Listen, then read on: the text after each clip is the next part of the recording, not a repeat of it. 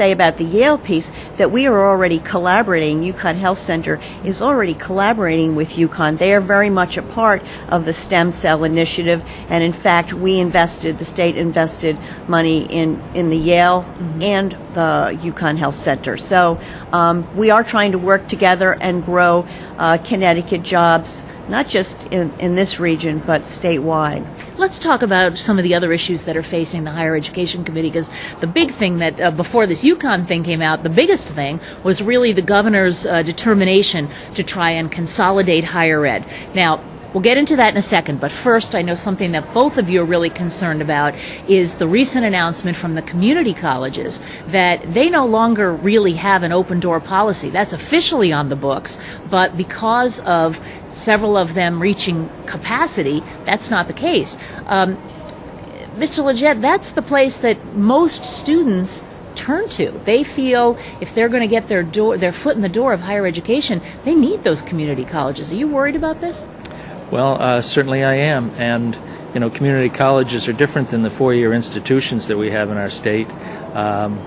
Community colleges are the first resort for people who are struggling to find their way through college, and many of the students come to the community colleges looking for a track that will take them into the workforce rather than towards a four-year degree. So there's a very different need in the community colleges, very different mission, very different service situation, and I'm concerned about lumping the community colleges in with the four-year institutions in the reorganization that's been put forward. Why are you concerned about that? Are you afraid that their mission will get lost?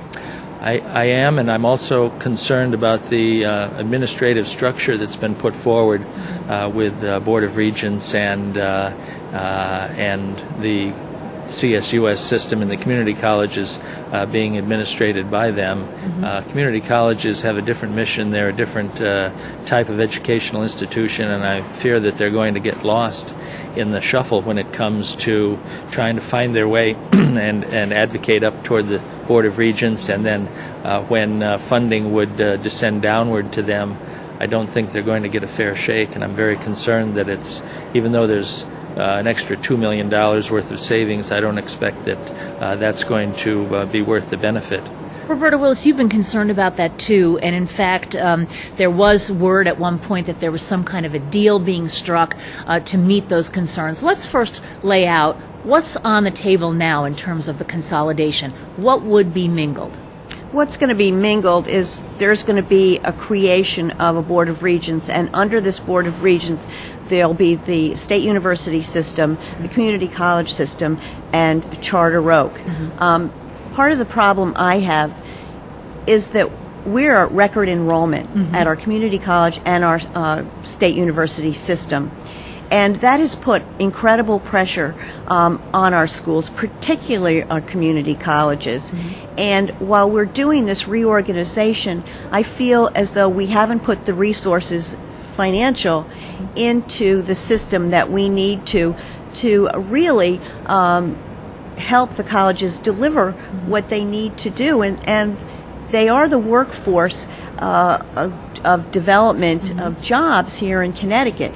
They respond quickly to the needs of business, and that has always been their strength. We are worried that mission could be diminished, but I think committing resources is extremely important. Community colleges are seeing in this year's budget a $44 million cut. Right. And that's the problem. So we're asking them to reorganize, which I feel could be disruptive, and at the same time we're asking them to do more with less. And we really need our community colleges.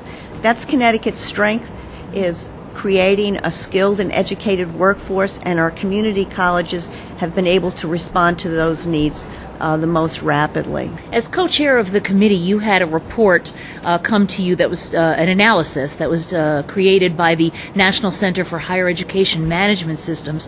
One reporter for CT Mirror called the report scathing. That's a strong word. Did you agree with that, and what do you think about that report? They basically said you're not going to see savings from this consolidation, at least not right away. Well, I've been saying that all along, that you weren't going to see the savings in the consolidation. I think really the goals are different. We're hoping that down the road that we'll see more emphasis of dollars going into students and instructional. I mean, as you know, there has been tremendous criticism of the money being spent on administrative costs. Right. And we share that goal. I think all of us on both sides of the aisle is seeing more money going to students. The bottom line is we share the same goal as the governor. We want to make sure that our students are successful and that our schools are able to respond to the workforce needs of our businesses in Connecticut. Representative LeGeyt, it all sounds like it makes sense. Streamline administration. That would seem as though you'd save some money. It would seem as though you might streamline. Always sounds like a good thing. What's the pitfall then? I think the pitfall is that what you describe as the big picture, large changes, general organizational change, large dollar amounts of savings, but when the details start to flesh out and the smaller decisions are made that put some of these guidelines into effect, I'm concerned that the community colleges are going to be struggling to have a voice and also to get their fair share of the budget dollars to serve their mission. Well, I'm glad you were both able to be with us. I promised I'd let you go in time to get to that informational session, so I am going to let you go, and we'll be carrying that live. Thank you so much, Roberta Willis and Tim LeGeyt. Pleasure to talk to you. We'll be following what happens with both issues. So let's go to what we're carrying live on CTN today. As I said, coming up next, the informational session on UConn that we told you about. That's going to go on the air at 9:30 and on the CTN web stream. The Senate is scheduled to start at 10:30, the House at 11:30, but we think those may be delayed by the information session on UConn. But you can check out our website at ct-n.com for the latest. There are several other events taking place at the Capitol today. Let's take a little look at that.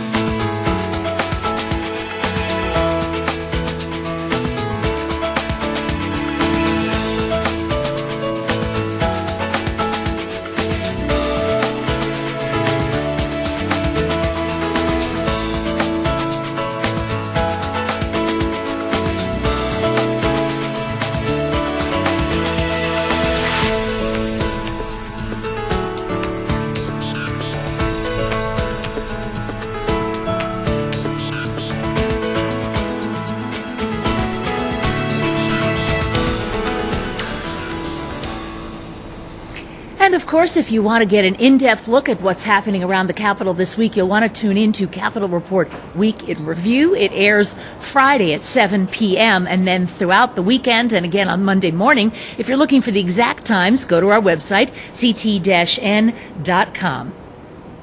And now let's give you a fast update on the big stories of the day. After 6 hours of debate, the Senate passed the paid sick leave bill, SB 913. The vote a very tight squeaker, 18-17. It now goes to the House for consideration. And legislators are getting a briefing this morning on the $800 million plus bioscience initiative for the UConn Health Center. 6 committees holding a joint informational session. You'll be able to see it here live on CTN next. Thanks for joining us. us on Capitol Report Morning Update today. You can also become a fan of CTN on Facebook and follow CT Network TV on Twitter. And please take a moment to share your thoughts with us about this program by answering a brief viewer survey that's posted on Capitol Report Morning Update's page on CTN website. We'd love to hear from you.